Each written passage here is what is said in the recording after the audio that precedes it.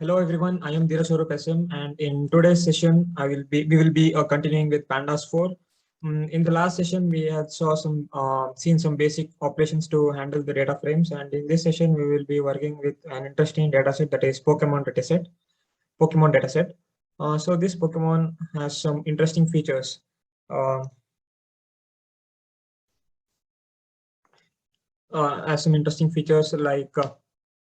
uh, various characters such as Bulbasaur, Eviasaur, and attack. So these are the name of the characters, and some interesting features such as type 1, type 2, HP, attack, defense, special attack, special defense, speed, etc. Um, so in this session, we'll be diving deep into the pandas and see how we can handle the data frames. And let's get started. So first things first, import pandas as PD. So now we'll load the data frame. So df is equal to df pd dot read underscore csv. And in this, I will be mentioning the path name.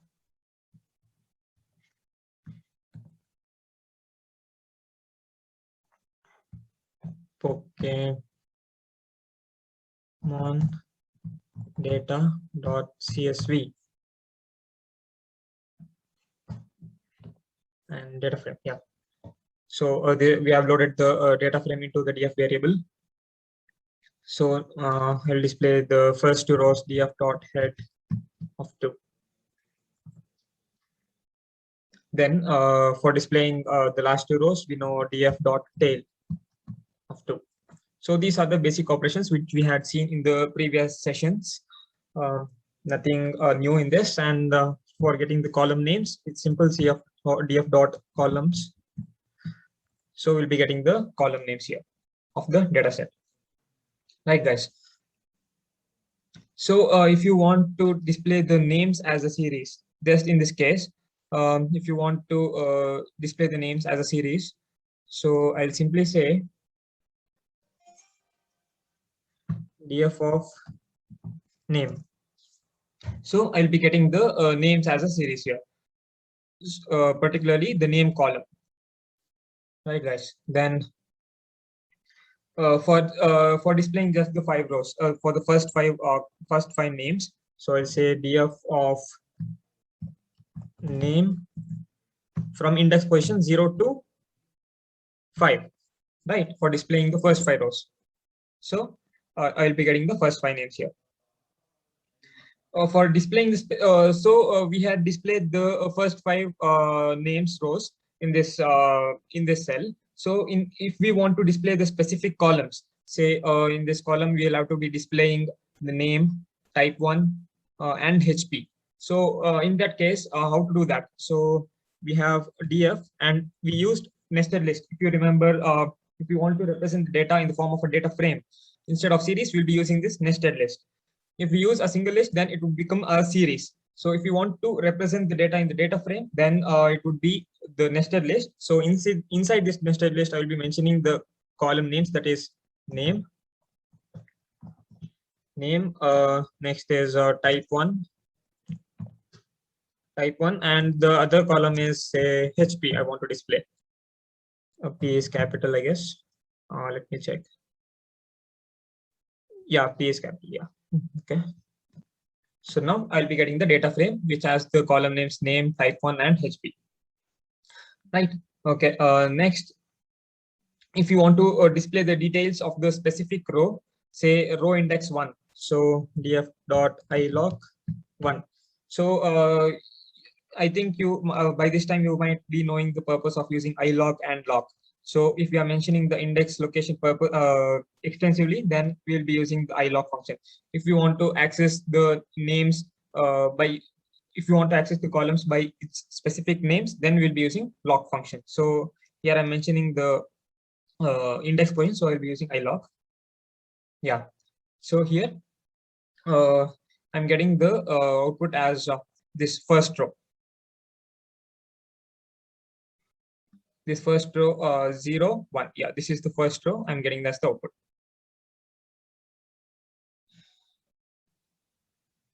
Next, in order to display the multiple rows, say from the first 5 rows, I'll have to be displaying. So df dot ilog, so 0 to 4. So I'll be getting the first 5 rows in the data frame. Say suppose if I want to particularly access this name, Venusor. So then for that, I'll be doing df.ilog. First, I will mention the row name. That is, row name is 2 here. So 2. And the column is 0. And this is the first column, right? So I'll be giving 1. See, I'll be getting the Venusor as the output. So this is the first argument is the row number, and the second is the column number, column index, to be specific. Now, displaying each row for the loop, each row of the data set. So the row 0, row 1, row 2, row 3. So to display these each rows using for loop, how can we do it? How can we do that? Sorry. We have an inbuilt function that known as iter row. So this is an inbuilt function in the Python, which is used to iterate over pandas data frame rows in the form of index, series pairs. So let's go ahead and do that. For index, row in df.iterRows. Print index, row. Yeah. If you see, yeah. So this is this entirely represents the first row. This entirely represents the second row, and so on. This is the third row, right? So if we want to access each row by using the for loop, so this is the way, and we have the inbuilt function, Python function, which is known as iterRows, which is used to iterate over the each rows for which returns index and series pair, right? So next, for only for displaying the names of the columns, say like if I want to display just the names column, the names of Bulbasaur, Ivysaur, Venusaur. Only I want to display this names column particularly, and I don't want these columns. I only want the name column. So to be specific, so I'll be using the same thing, index, row in df dot iterRows. Print index, row of names. Okay.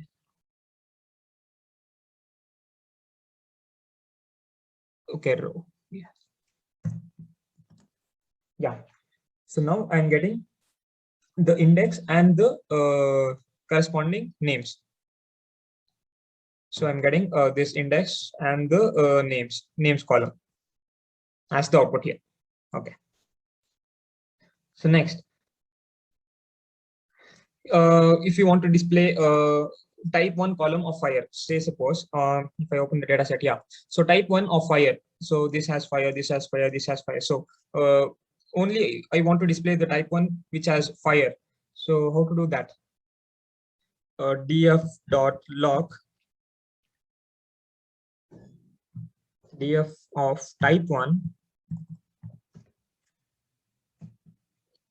equal to fire. So now if you observe, we have got the output which has only the type 1 of fire, right? So this is the one, because we are using log function because we are explicitly mentioning the string name here, right? So that is the main reason we are using log function here. Now, next, for displaying statistics, like once again, yeah, if you want to display the statistics like standard deviation, minimum value, maximum value, mean, count, etc., then we have an inbuilt function known as describe. So if we do the describe function, then it would display all the count, mean, standard deviation. So it would describe it would show the statistical values. So we'll dive deep into it later part of the session. But as of now, remember this describe function, which is used to show the count, mean, standard deviation, minimum, maximum, etc. Next, I'll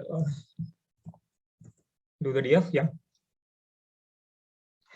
If we want to sort these names in the ascending order, Volcanian, Hoopa Hoopa Unbound, Hoopa Hoopa Confined. So if I want to sort these names based on their alphabetical order, then we have df dot sort values in name. So if you observe, the names are alphabetically arranged A to Z. So Z is at the last place. So this is how you sort the names in the ascending order, starting from A to Z. So if I want to suppose I want to start with Z to A. So if I want to arrange the names with in the descending order, then I'll be doing f dot sort values name, and I'll be giving another argument which is known as ascending equal to false here, because I want to arrange these names in the descending order. So I'll be giving ascending is equal to false. So now if you see, the names are actually arranged in the descending order, starting from Z to A. This is how you arrange or sort the names based on their alphabetical orders. Then if you want to display the descending order of both type 1 and HP columns, like type 1 is of the string type, and if you want to display these string values in the descending order, say starting from Z to A, and HP also, HP values from descending order, so from greater to smaller. How can we do that? So df dot sort values type 1 comma HP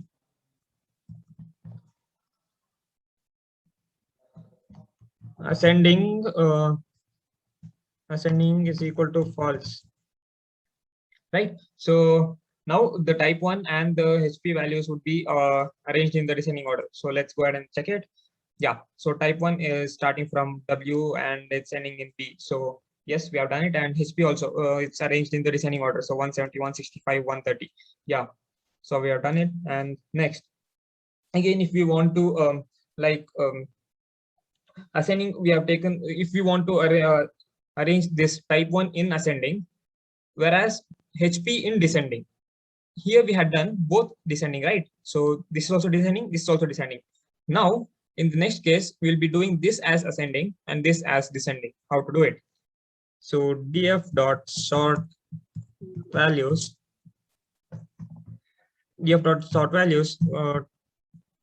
type 1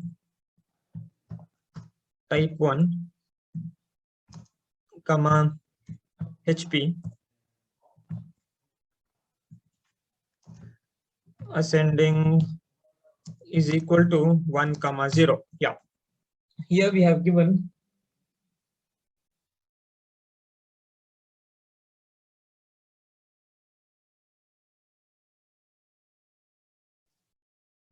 here we have given, once again,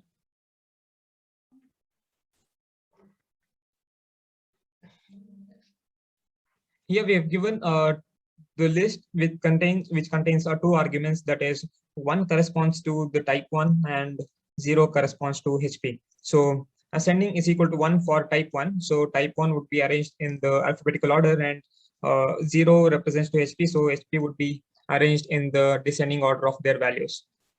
So if I do shift enter, yeah.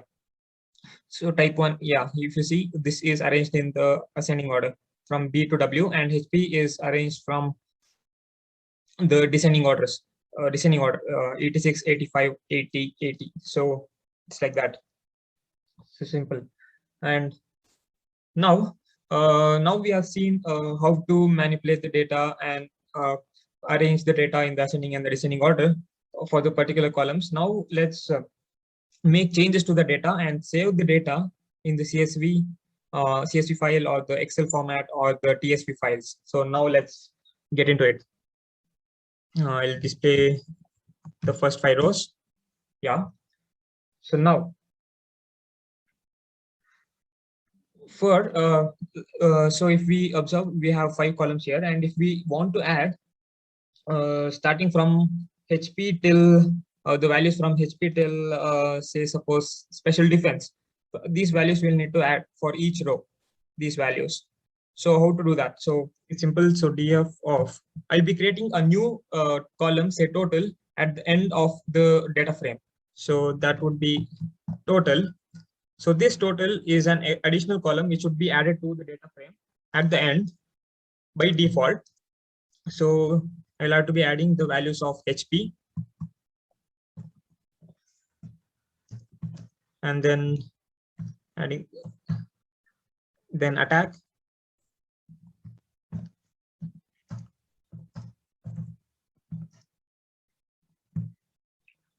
and then defense,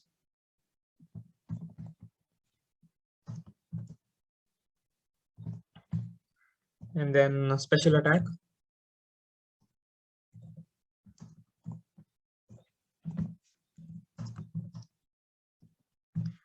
and then special defense.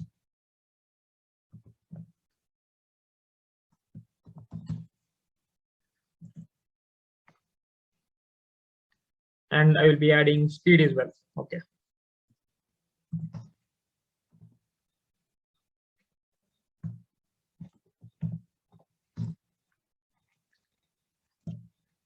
So if I say df dot head of 5, yeah. So if you observe, a new column, say total, has been added here at the end of the data frame. So let's check the values if the operation we have done is correct or not. So we have added from HP till speed. So we'll check with the first row whether it's correct or not. So we have 45 plus 49 plus 49 plus 65 plus 65 and 45. So we are getting 318, which is exactly same as this value. So the operation which are performed is absolutely fine. Now, if we want to drop any of the unwanted columns, say drop any column. So now this total column is not needed for me. I want to drop this total back, and I want to get this original data frame again. So in order to drop this total column, we can do df is equal to df dot drop columns is equal to total, and df dot head of 5. So now we got the original data frame back, which doesn't contain total column at the end. So this is how you remove the columns from the data frame. And now here we saw to find the total using by mentioning the column names, especially mentioning the column names, HP, attack, defense, SP attack. So this is very tedious when there is large number of columns and you'll have to be typing the column names for each and every column. So that is very tedious. Now, if you so the another way of finding out the total of the columns is like df. I'll be creating another column, say total again. Total is equal to df dot ilog of all rows, and this first position refers to the rows. So we need all the rows. So I'll be just mentioning the colon, that is the slicing operator. And for the columns, which all columns do we need? 0, 1, 2, 3, 4. Yeah, so from 4 till 5, 6, 7, 8, 9 plus 1. So we need from 4 to 10. 4 to 10 till speed, right? So speed is 9. We'll have to be adding plus 1 to it because this interval is open interval. This is not included. So we'll have to be adding 9 plus 1, which becomes 10. And dot sum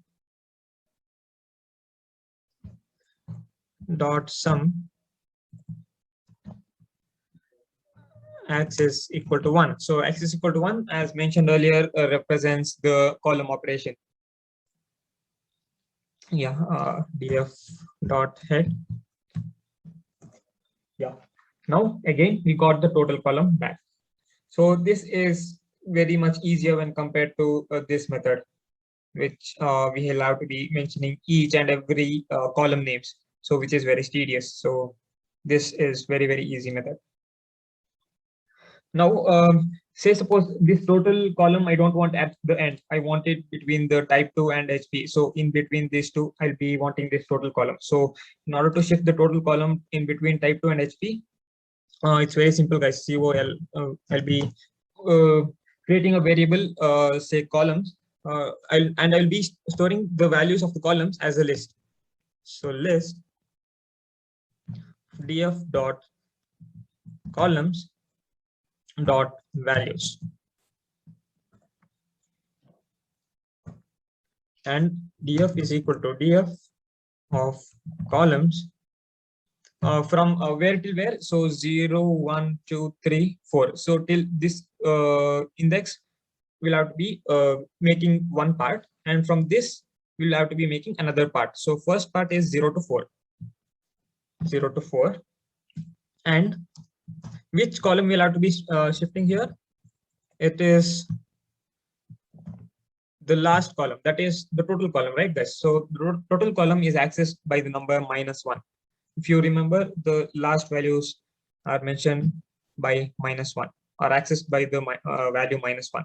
So if you remember, and then the rest, so till HP till legendary. So that is calls of 4 to 12. So this is the remaining part of the data frame. Then df dot head of 5 as usual. Yes. Now if you see, the total column has been shifted in between type 2 and HP. I hope you understood this method of shifting the columns in the data frame. Now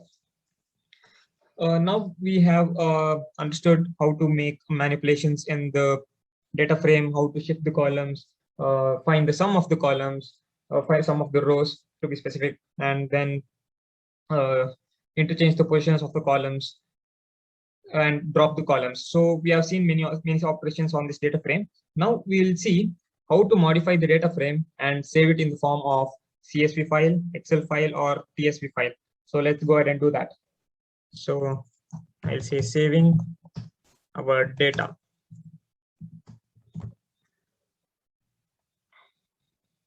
So here we can export into desired format. Export into desired format.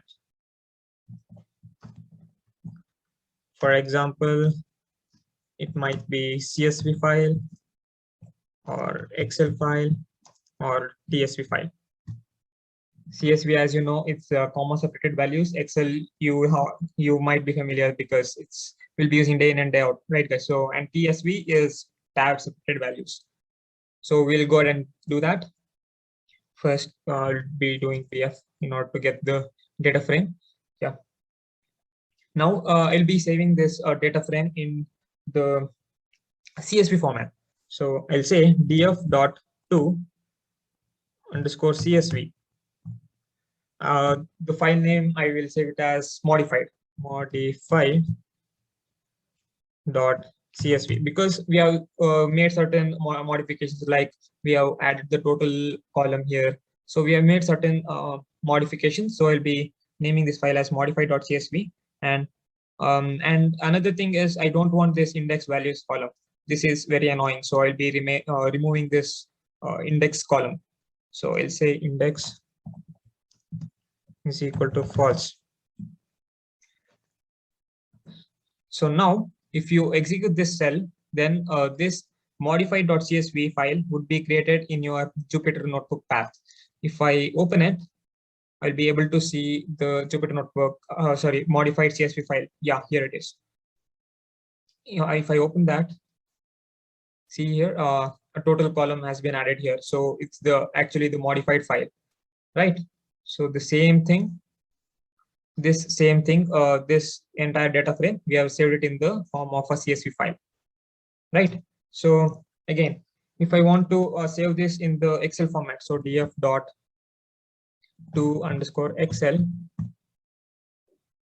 I'll say the file name as modified2. The extension is xlsx, and again I don't want the index column, so index is equal to false. It remains the same. If I execute this again, the modified2 file will be created in the Jupyter Notebook path. Yeah, here. So this is the Excel file.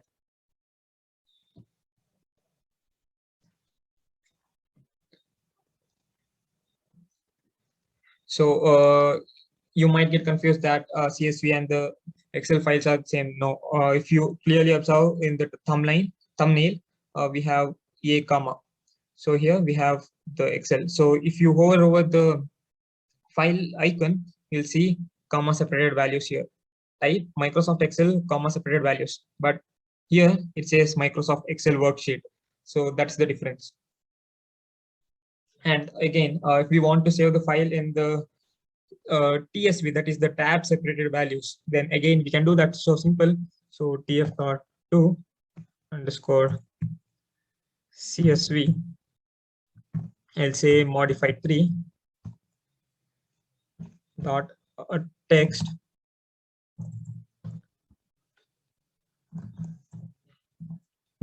and again I don't want the index,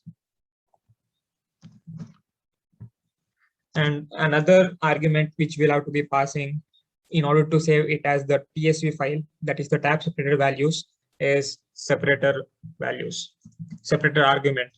So it's /t. So if I execute the cell, and other TSV text file would be created here. If I open this, it's a notepad file, and everything would be saved in the form of tab spaces, the 4 spaces. So this is the format of saving in the TSV file. Now we have seen how to save our modified data in the different formats like CSV file, Excel file, and TSV files. So now let's move on and see how to filter the data. So we'll say filtering the data, right? Okay. I'll say df again. So we have the data frame here, and if I want to get the Pokemons which have type 1 of grass, only grass Pokemon, yeah, which has only grass. So these are the Pokemons which have type 1 as grass. So I want to get those values. So I can do df.ilock, lock. I'll be directly giving it as grass. So I'll be using lock of df of the type 1, this column, right? So I'll be taking type 1 equal to grass. So now if I execute it, I have the values which have only the grass, type 1 of grass values. So this is how you do that.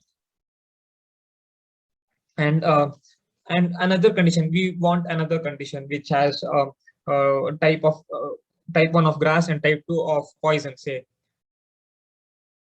type 1 of grass and type 2 of poison. So type 1 of grass and type 2 of poison. So we'll have to be adding another condition in extra to this. So how df.lock again, and df of type 1 equal to grass, and another condition is the poison, df of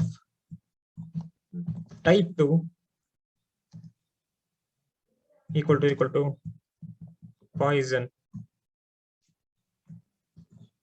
Yeah, we got the output. So we have the values which have Pokemon types, characters which have type 1 as grass and type 2 as poison. So we have all those values.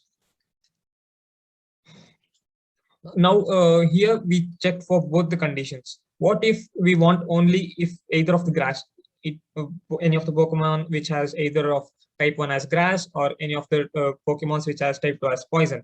So how do we do that? It's just the same, and we'll have to be changing one operator. You guessed it right, it's the OR operator. So df.lock, same thing. Df of type 1 would be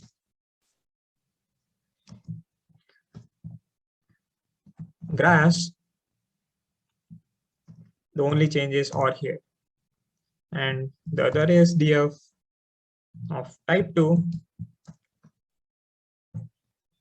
would be poison. Okay, got an error.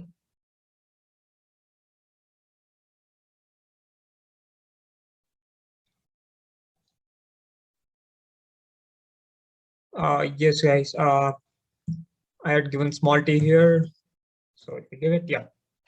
Now, if you see, I have type 1 as bug and type 2 as poison. So because type 2 is satisfied.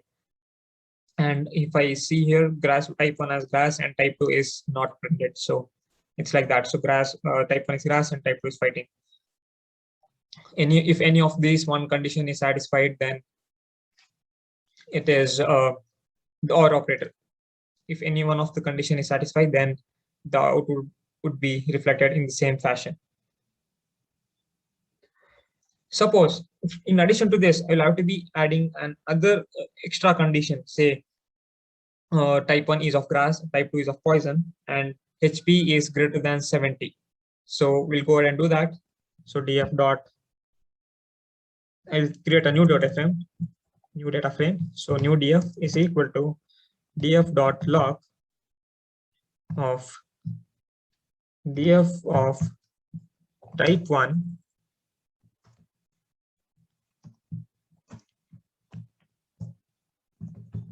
grass and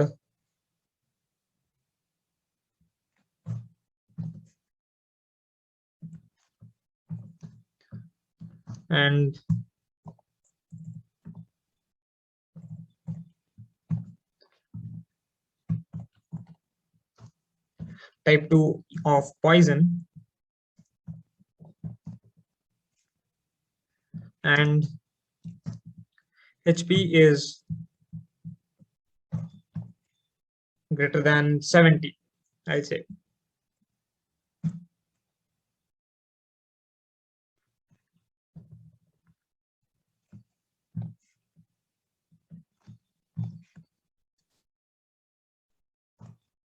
New df, yeah. So if I see a type 1 is of grass, type 2 is of poison, and HP is greater than 70. So we've got the values, and I'll load the data frame again. And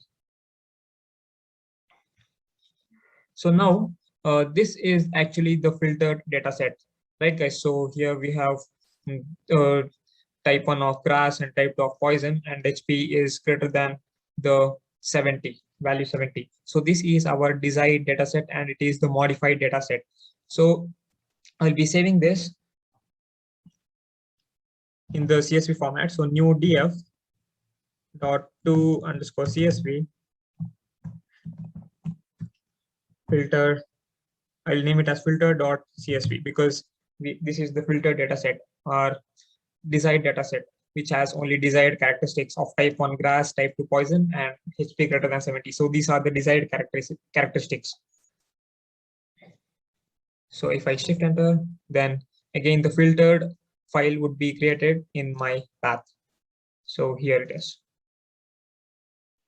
If I open it, yeah, here I have the filtered values, which has type 1 of grass, type 2 of poison, and HP greater than 70. So this is how you operate with the data set. And again, if you remember, we had removed the index values. This index values, we had removed it. So initially, we had removed this index. So in order to get back this index value column, I'll say new df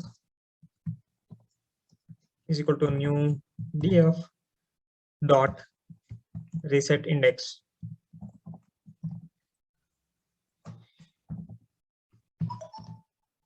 New df.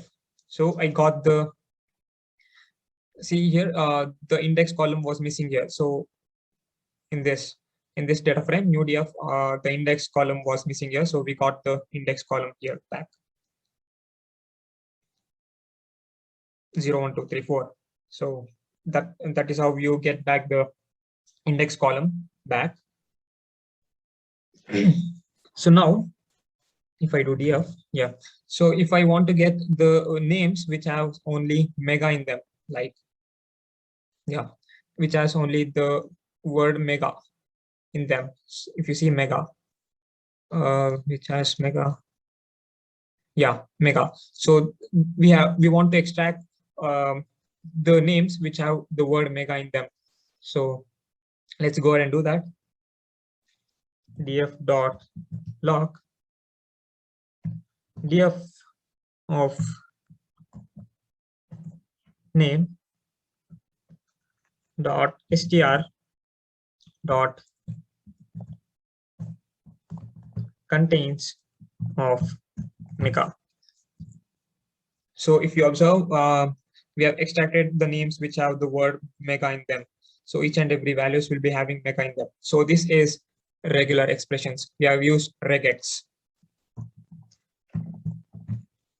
If you have attended the previous sessions, then you would be aware of regex, that is regular expression. So in order to, so this is very useful in Python, which is used to actually extract the words from the subwords from the given main words. So this regular expression is very, very important in Python.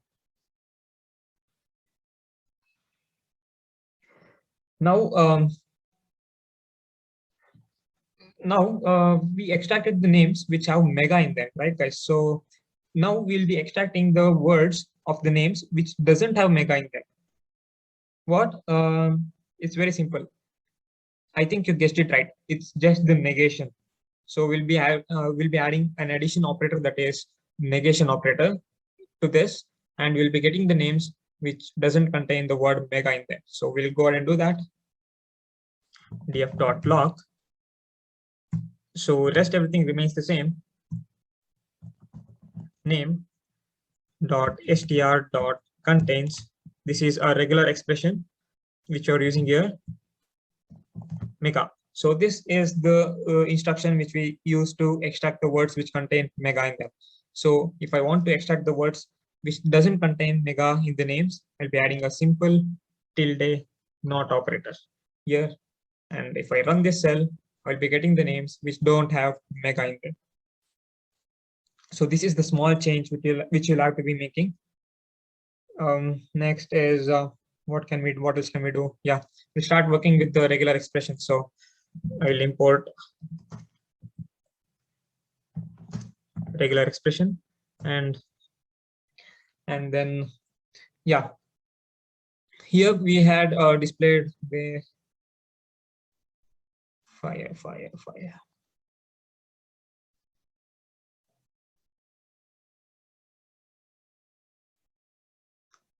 1 second, guys.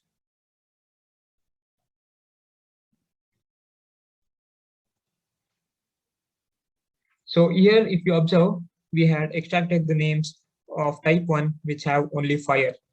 So this we had done it using the log function. How can we do it using the regular expression? So we'll go ahead and do that. In fact, we'll be extracting the type 1 of fire and type 2 of grass. So type 1 of fire and type 2 grass.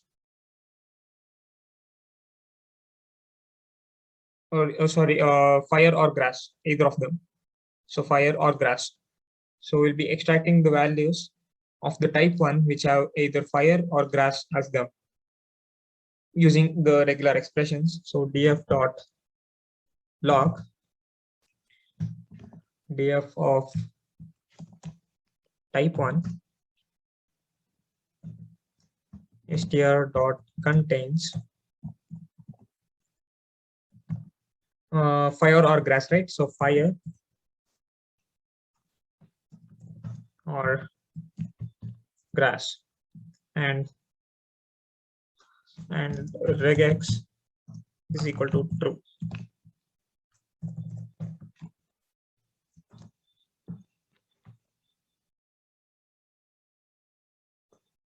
Okay, got an error. Okay.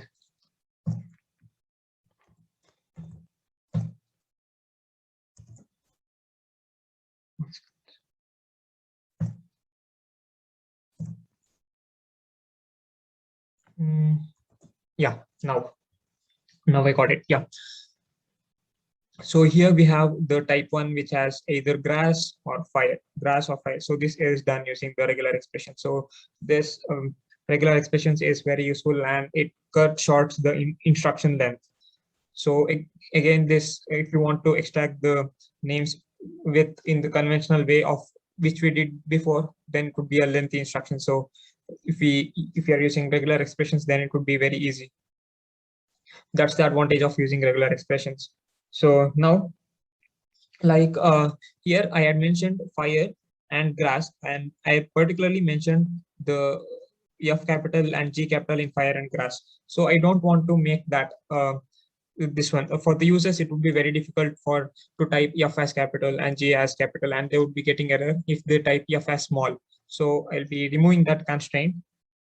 Df dot log df of type 1 dot str dot contains, I will say small f, like small f now, fire or grass. I will be giving another argument which is flags. Flags is equal to re dot I, and as usual regex is equal to true. So now what is the use of these flags? This is an additional argument. So this is the argument, second argument, which ignores the case sensitivity. I refers to ignore. So flags, if you write flags is equal to re dot I, then this argument will be ignoring the case sensitivity.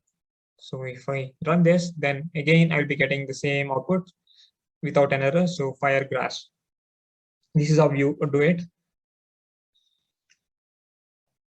And now if I want to extract the names which start with pi, yeah, here I have pi.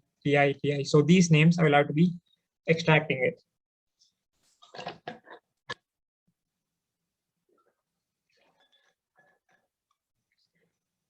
So if I want to extract the names which have a pi at the starting, using the regular expressions, so it's very easy. Df dot log df of name str dot contains, and the cap operator, and I'll mention pi a to z and star. Again, flags is equal to re dot I, because I'm ignoring the case sensitivity, because we have P capital here, right? So in order to ignore the case sensitivity, I will be using flags is equal to re dot I, and again, as usual, regex is equal to true. So now you might be wondering, what is this cap or the caret character? So this cap or the caret is the operator in the regular expressions module, which is used to check whether the word starts with pi. So this is the operator which is known as starts with. Cap refers to starts with operator. So it will check whether the word starts with pi, and the rest all words would be A to C. That's not a matter. So this star is a super zero. If you don't mention this star operator also, you'll be getting the output, but it's recommended in regular expression to use this star at the end, because it's recommended in regular expressions. So this cat operator or the caret operator starts with operator in regular expressions. Okay. Flags is equal to re dot I invalid syntax. Okay.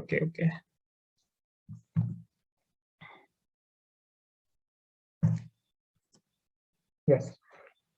If you see all the names we have got which starts with pi, that is pi. So it's very simple. Now let's move on to the conditional changes to the data frame, right?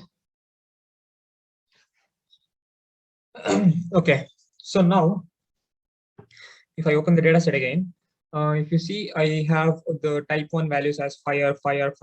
So these fire, I'll have to be changing that as flamer. I'll have to change fire to flamer in type 1 column. How to do that? So df dot log df of type 1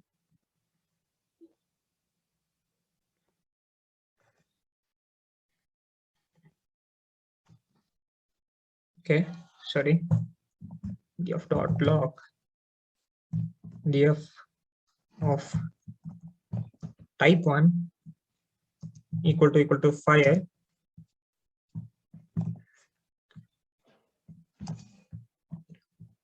type 1. I'll have to be changing it to flamer. Okay, df. Yeah, if you see, the fire has been changed to flamer. So this is how you change the particular cell values in the CSV file. So this is the syntax. And if you want to revert back the changes, that is, if you want to make the flamer back to fire again, it's the same thing. So df dot log df of type 1 equal to flamer this case, comma, another argument is type 1. We'll have to be setting it to fire. So if you see, the flamer has been changed back to fire here. It was flamer, it has become fire now. So this is how you make changes to the particular values or the cells in the file, right? So I'll be closing the web.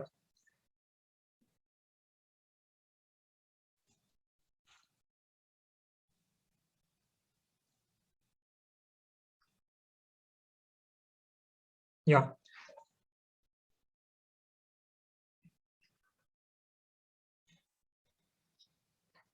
Yeah, now another operation. So changing name of type 1 fire legendary to 2. If you see, this particular fourth row has fire equal to false. So I will have to be changing this false to true, the legendary value. So how to do that? Again, df dot log df of type 1 equal to fire, comma, legendary. I'll have to be setting the value to true. So if you see, it has been changed from false to true. So this is how you change the values. And if you now will read the modified file, we'll be no longer working with the actual data set. We will be working with the modified data set. So df is equal to pd dot read underscore csv modify.csv. So modified file is this file, right? And so this is the modified file in which it has total column in between. So for this, if the total is greater than 500, then I will have to be changing the generation and the legendary values, to test value. So if the total is greater than 500, so this is not 500, this is not greater than 500. Yeah, this is greater than 500. So I'll have to be changing this generation value to test value instead of 1 and false to test value. So we'll go ahead and do that. df.log df of total. If it's greater than 500, then change the column names, that is generation and legendary, to say test value. Okay, df. Yeah, now, so this is greater than 500, so I've changed this to test value. So 1 has been changed to test value and true has been changed to test value. So this is how you change it. Change the multiple values. Change the values of multiple cells.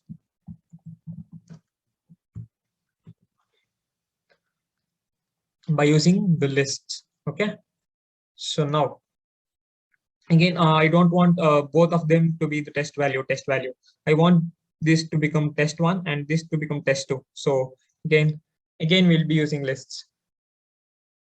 So df.log df of total greater than 500, and the columns which you have to change is generation, and the other one is legendary. Here we are changed to test value. Now I want the generation to become test1 and legendary to become test2. So now I'll be taking another list and I will say test1 and other one is test2. df. Yes. So now if you see, generation has been changed to test1 and legendary has been changed to test2. So this is how you change the values of the multiple cells. And I will load the modified file again, pd.read_csv modified.csv.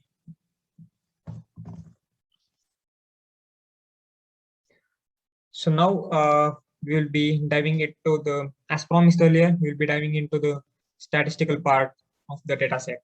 So I'll particularly say it as aggregate statistics.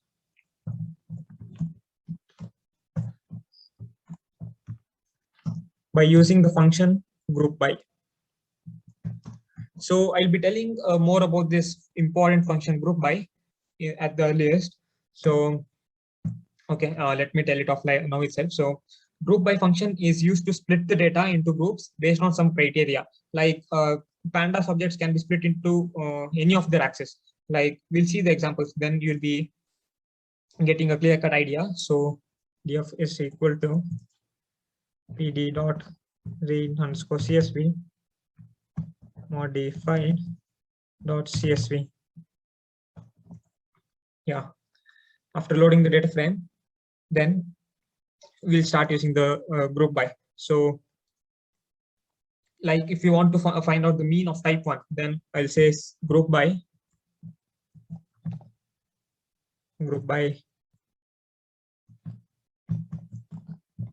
type 1 dot mean. So then I'll be getting the mean values of the type 1. So this group by is a very important, very useful function in Python, in which which is used to split the data into groups based on some criteria. So in this type 1 is a criteria here. So pandas objects can be split on their own axis, any of their axis, sorry. So this is the usage of group by function. So again, if I want to find out the correlation group by, again, if I want to find out the relation of type 1 with respect to other features, I'll say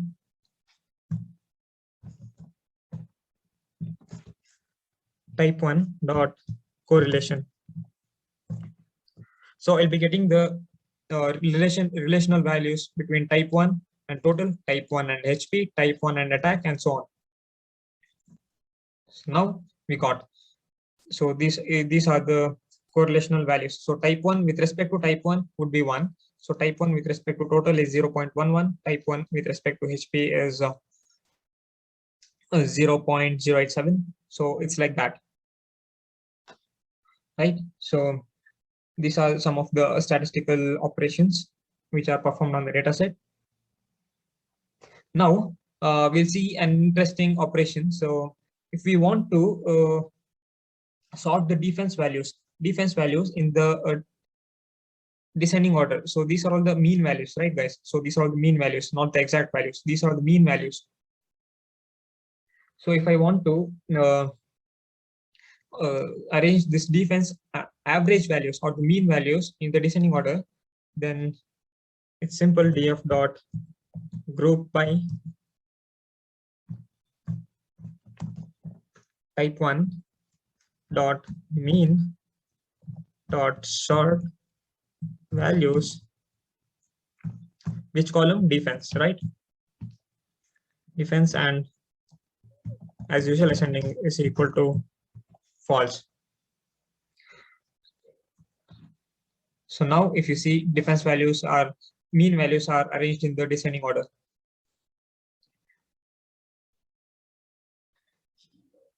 And if you, in the similar fashion, if you want to arrange the attack average values in the descending order, then the same instruction, df dot group by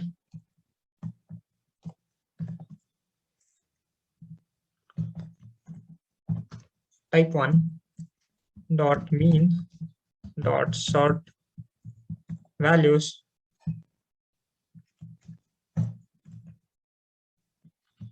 which is the column name attack, and ascending is equal to false. So now you got the attack values which are arranged in the descending order: 112, 96.7, 95.7, 92. So it goes on. This is the major important features of group by method. So you can go ahead and explore more about group by method in Python. You can perform n number of operations by using the method group by. Like we have a few other operations also, which I'll be showing you. Like if you want to find out the sum of every features. So we have df dot group by type 1 dot sum.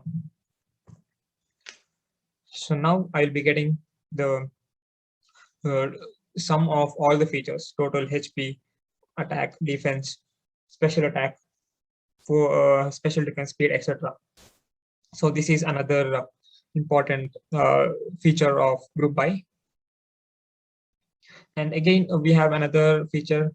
If we want to find out the count of each type of Pokemon, that is number of bug, number of dark, number of dragon. So how to do that? df dot group by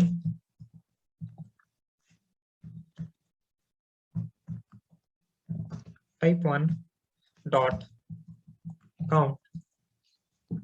So we have bug, Pokemon type of bug 69 values, dark of 31, dragon 32, electric 44, so on. This is arranged with respect to type 1 values, right? Because we have mentioned the argument as type 1 here. So now if you see, these are all the redundant columns. I don't want these columns. These are all the redundant columns. I want only these two, and rest everything is not required from here till here. So these are all the redundant values. How to remove those redundant values? So I'll create df count is equal to 1 and df dot group by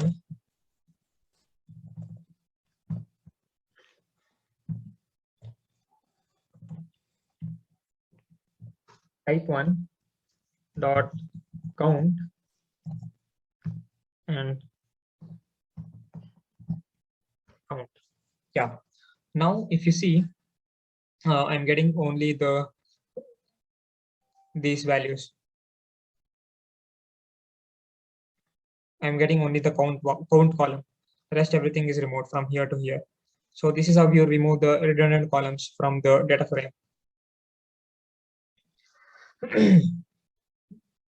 So if I want to display the sum of the subsets, like df dot group by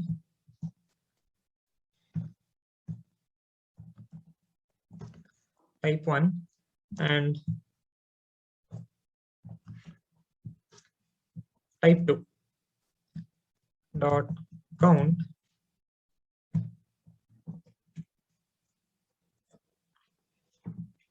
and yeah.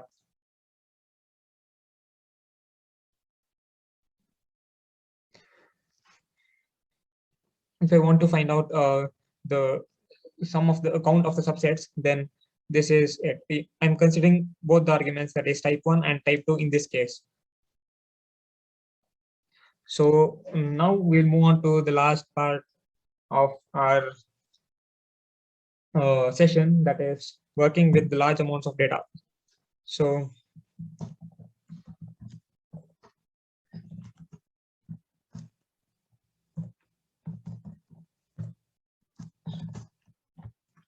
if you observe this Pokemon data set, which has around 800 rows, which has 800 rows and 12 columns. So this would be very tedious. Like, this is okay.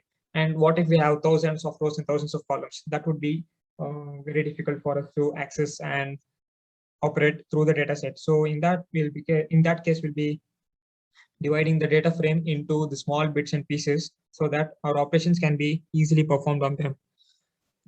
So we'll go ahead and see how to perform the splitting of the data frame into small bits. So for df in pd dot read underscore csv, I will take modified file